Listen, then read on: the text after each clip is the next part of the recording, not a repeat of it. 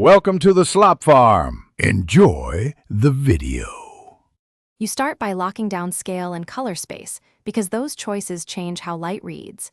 Pick 300 dpi for print or 72 dpi for screens. Once done, lay in flat shapes to define volumes and mark a clear primary light source so subsequent strokes behave coherently. Make sure to gather 2 to 3 photo references showing highlights, shadow edges, and color cast. They inform believable reflection and rim lighting. This rapid first pass prevents rework and sets the visual rules you'll follow. You now build the light's behavior. Start with a value map to lock contrast because value controls readability more than hue. Then sculpt form with core shadows and layered midtones, blending edges where materials soften and hardening where they catch direct light.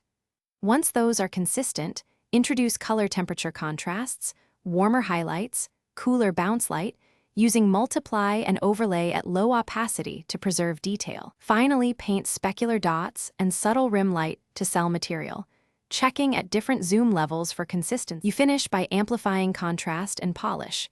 Use a 50% gray overlay for controlled dodge and burn to sharpen focal areas without clipping. Once done, run gentle global tweaks, levels, color balance, a soft vignette, and a tiny amount of grain to unify the piece. If something looks off, isolate the problematic layer, toggle it on and off to spot its effect. Then either lower opacity by 5 to 15% or duplicate and blend different modes. That quick isolation solves most lighting errors. Thanks for watching. Consider subscribing if we helped you today.